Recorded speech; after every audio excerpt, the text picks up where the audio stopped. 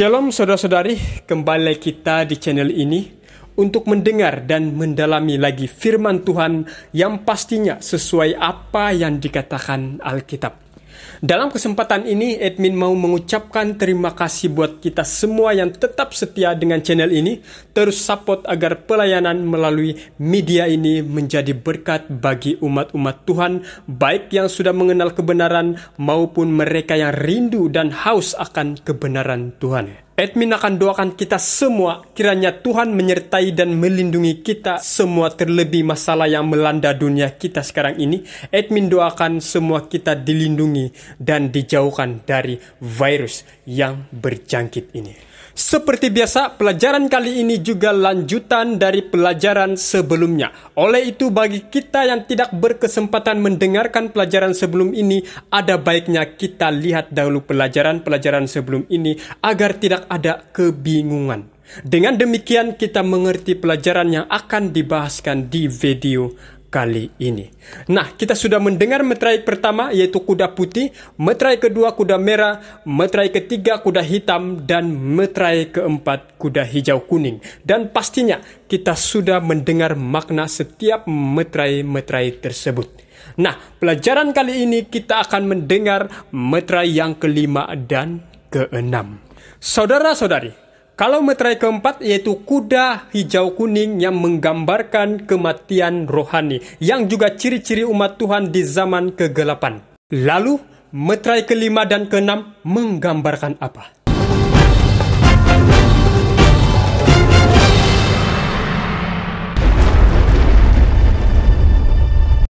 Mari kita bahas meterai kelima dahulu. Dan ketika anak domba itu membuka meterai yang kelima, aku melihat di bawah mezbah jiwa-jiwa mereka yang telah dibunuh oleh karena firman Allah dan oleh karena kesaksian yang mereka miliki.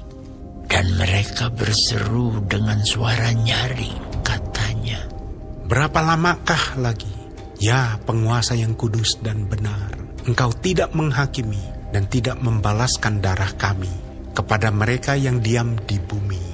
Dan kepada mereka masing-masing diberikan sehelai jubah putih. Dan kepada mereka dikatakan bahwa mereka harus beristirahat sedikit waktu lagi, hingga genap jumlah kawan-kawan pelayan dan saudara-saudara mereka yang akan dibunuh sama seperti mereka. Saudara-saudari, bila melihat ayat ini di mana Yohanes melihat di mezbah jiwa-jiwa yang telah dibunuh oleh karena firman Tuhan dan oleh karena kesaksian yang mereka miliki.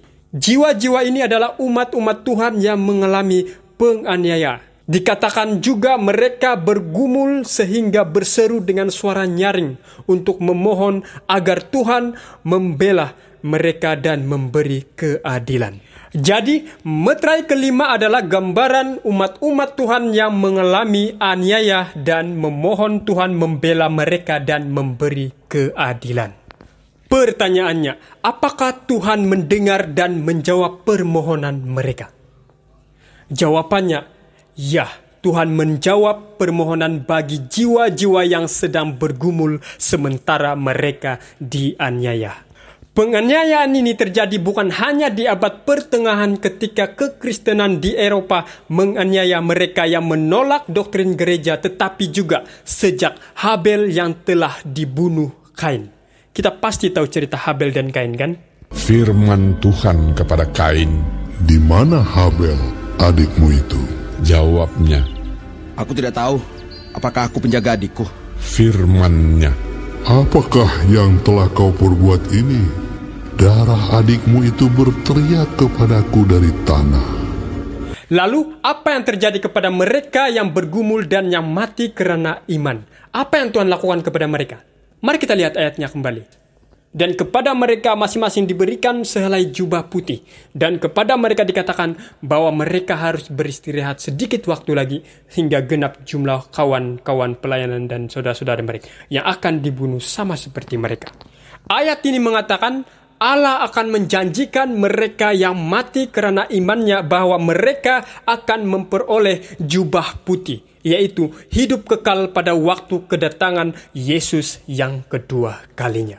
Nah, berbicara tentang jubah putih, maka ini menggambarkan jemaat Sardis. Mari kita lihat. Tetapi di Sardis, ada beberapa orang yang tidak mencemarkan pakaiannya. Mereka akan berjalan dengan aku dalam pakaian putih, karena mereka adalah layak untuk itu. Nah, bila kita melihat ayat yang berkata, jiwa-jiwa yang berseru, ini tidak mengajar kita bahwa orang mati yang di kuburan masih boleh berseru kepada Tuhan. Tidak. Melainkan jiwa-jiwa adalah gambaran manusia yang sementara masih hidup berseru kepada Tuhan. Ini memberi kita pemahaman bahwa umat-umat Tuhan yang bergumul dimanapun mereka berada, baik mereka yang sedang dianiaya dan menderita karena iman, dan bagi kita yang mengalami pada zaman ini, ada janji Allah bahwa semua penderitaan di dunia ini akan berakhir. Jadi, tadi dikatakan umat-umat Tuhan harus beristirahat sedikit waktu sampai Yesus datang kedua kali untuk membalas kepada setiap orang menurut perbuatannya. Sesungguhnya aku datang segera, dan aku membawa upahku untuk membalaskan kepada setiap orang menurut perbuatannya. Jadi, meterai kelima adalah gambaran jiwa-jiwa yang telah dibunuh oleh karena firman Allah dan oleh karena kesaksian yang mereka miliki, sehingga jiwa-jiwa ini memohon Tuhan membela mereka dan memberi keadilan. Meterai kelima juga mengingatkan kita bahwa umat Tuhan yang tetap setia kepadanya rela berkorban bahkan hingga maut merenggut nyawa di bawah penyiksaan. Namun Tuhan menjanjikan mereka bahwa semua penderitaan akan berakhir dan mereka yang bertahan akan memperolehi jubah putih, yaitu hidup kekal. Periode ini terjadi sekitar 1517 Masehi sehingga 1755 Masehi. Nah, saudara-saudari, kalau meterai kelima adalah gambaran umat-umat Tuhan yang mengalami aniaya di abad pertengahan dan mereka memohon kepada Tuhan untuk membela mereka. Lalu meterai keenam menggambarkan apa? Saudara dan saudari, saya mau katakan bahwa kita hidup dalam periode waktu meterai keenam ini. Oleh itu, mari kita dengar dengan saksama. Maka aku melihat ketika anak domba itu membuka meterai yang keenam, sesungguhnya terjadilah gempa bumi yang dahsyat, dan matahari menjadi hitam bagaikan karung rambut, dan bulan menjadi merah seluruhnya bagaikan darah. Dan bintang-bintang di langit berjatuhan ke atas bumi bagaikan pohon ara menggugurkan buah-buahnya yang mentah apabila ia digoncang angin yang kencang. Maka menyusutlah langit bagaikan gulungan kitab yang digulung, dan tergeserlah gunung-gunung dan pulau-pulau dari tempatnya. Dan raja-raja di bumi dan pembesar-pembesar serta perwira-perwira dan orang-orang kaya serta orang-orang berkuasa dan semua budak serta orang merdeka bersembunyi ke dalam gua-gua dan celah-celah batu karang di gunung. Dan mereka berkata kepada gunung-gunung dan kepada batu-batu karang itu, runtuhlah menimpa kami, dan sembunyikanlah kami terhadap Dia yang duduk di atas tahta dan terhadap murka anak domba itu. Sebab sudah tiba hari besar murka mereka, dan siapakah yang dapat bertahan? Kenapa meterai ke-6 sedang terjadi? Karena periode ini sekitar 1755 Masehi sehingga kedatangan Yesus yang kedua kali. Saudara-saudari, meterai kelima tadi adalah gambaran umat-umat Tuhan yang mengalami aniaya dan memohon Tuhan membela mereka dan memberi keadilan. Di meterai ke-6, Allah menjawab permohonan umatnya yang meminta keadilan atas penindasan yang mereka alami karena iman pada Yesus. Jadi, meterai ke-6 disertai tanda-tanda di alam sama seperti yang Yesus sampaikan. Tanda-tanda ini ada pendahuluan dan amaran akan kedatangan Yesus yang kedua kali. Apakah tanda-tanda kedatangan Yesus kedua kali? Mari lihat. Yaitu terjadinya gempa bumi yang dahsyat. Matahari menjadi hitam bagaikan karung rambut dan bulan menjadi merah, seluruhnya bagaikan darah. Bintang-bintang di langit berjatuhan ke atas bumi dan tanda-tanda yang dinubuatkan dalam ayat ini digenapi sesuai dengan urutan. Apakah sudah terjadi atau sedang terjadi? Periode nubuatan ini terjadi sekitar 1755 Masehi sehingga kedatangan Yesus yang kedua kali. Mari kita lihat tanda-tandanya.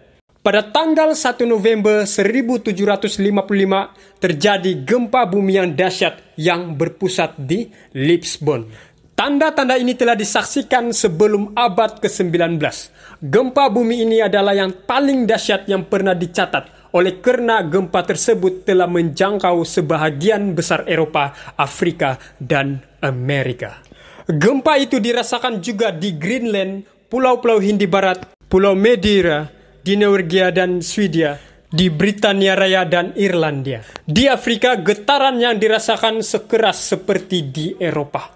Suatu perkampungan yang berpenduduk 8-10 ribu orang telah ditelan bumi. Gelombang laut yang besar dan ganas menyapu pantai Spanyol dan Afrika, melanda kota-kota dan menimbulkan kebinasaan besar. Dalam waktu kira-kira 6 menit, 60 ribu orang binasa. Bayangkan saudara-saudari, 6 menit, 60 ribu orang binasa. Kalau 1 jam sudah berapa? Itulah gempa bumi yang paling dahsyat yang pernah dicatat. Lalu 25 tahun kemudian terjadilah matahari menjadi hitam bagaikan karung rambut dan bulan menjadi darah. Ini mengingatkan kita bahwa Yesus pernah mengatakan kepada murid-muridnya di Gunung Zaitun. Setelah ia menjelaskan pencobaan yang lama bagi gereja, yaitu penganiayaan selama 1260 tahun. Mengenai ini, ia telah menjanjikan bahwa penyiksaan itu akan dipendekkan. Maka ia menyebut kejadian-kejadian tertentu yang mendahului kedatangannya. Tetapi pada masa itu, sesudah siksaan itu, matahari akan menjadi gelap dan bulan tidak bercahaya. Masa 1260 hari atau tahun itu berakhir pada tahun 1798, seperempat abad sebelumnya. Penganiayaan sudah hampir seluruhnya berakhir.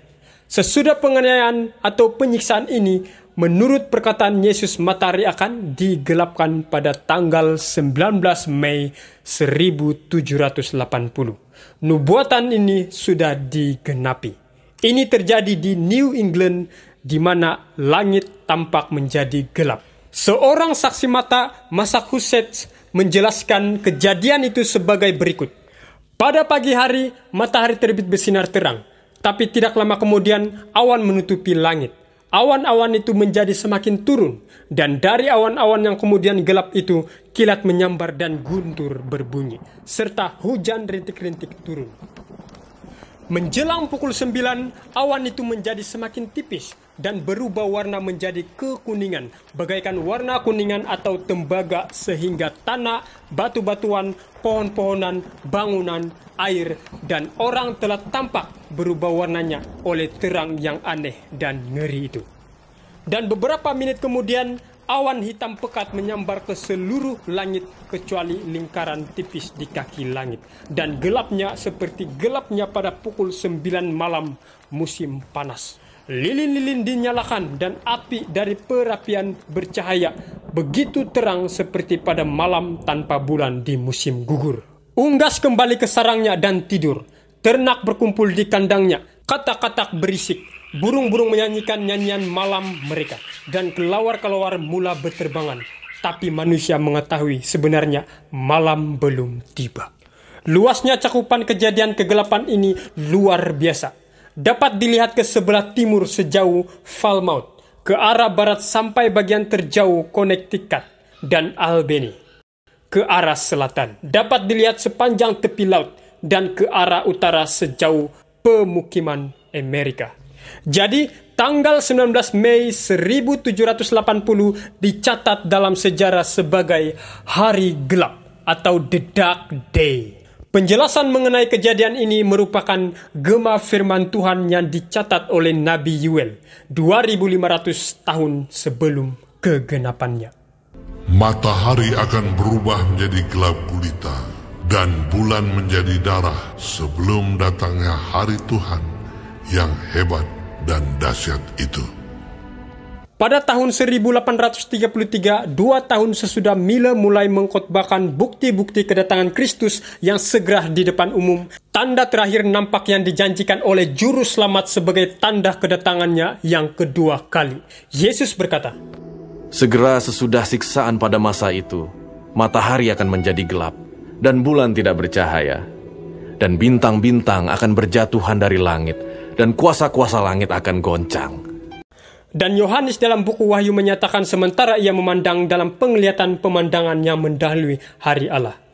Dan bintang-bintang di langit berjatuhan ke atas bumi, bagaikan pohon ara menggugurkan buah-buahnya yang mentah apabila ia digoncang angin yang kencang.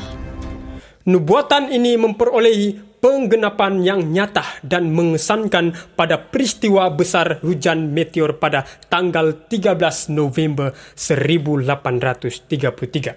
Itulah kejatuhan bintang yang paling besar dan paling hebat yang pernah dicatat. Seluruh cakrawala di atas seluruh Amerika Syarikat menyala berpijar selama beberapa jam. Belum pernah hujan turun lebih lebat dari meteor-meteor itu yang jatuh ke bumi ini, ke timur, ke barat, ke utara, dan ke selatan, sama saja. Pendek kata, seluruh langit tampak bergoyang. Kejadian itu sebagaimana dijelaskan di jurnal Profesor Silliman dilihat di seluruh Amerika Utara dari jam 2 sampai terang pagi. Hari langit sangat terang dan cerah tanpa berawan. Suatu pertunjukan yang terus-menerus, kilauan cahaya bintang-bintang yang cemerlang terjadi di seputar langit. Mari kita kembali melihat makna meterai-meterai secara berurutan. Injil yang sudah tersebar di seluruh dunia pada zaman Rasul-Rasul, meterai pertama, kini menghadapi tentangan yaitu penganiayaan mulai muncul yang digambarkan dengan warna merah, warna darah pada zaman Kekaisaran Roma sejak abad pertama sampai permulaan abad keempat, meterai kedua. Bahkan penganiayaan itu semakin kuat sehingga warna merah itu menjadi hitam dan terjadinya kelaparan rohani yang menuntun kepada zaman kegelapan, meterai ketiga. Dan kini meterai keempat menggambarkan kematian rohani yang juga menjadi ciri umat Kristen pada zaman kegelapan sekitar abad ke-6 hingga abad ke-18. Lalu umat-umat Tuhan yang mengalami aniaya kini memohon kepada Tuhan supaya membela mereka dan memberi keadilan ini terjadi di meterai kelima. Dan di meterai ke-6, Allah menjawab permohonan umatnya yang meminta keadilan atas penindasan yang mereka alami karena iman pada Yesus. Saudara dan saudari, kita hidup dalam periode meterai ke-6 ini sampai setiap orang mengetahui kebenaran Injil.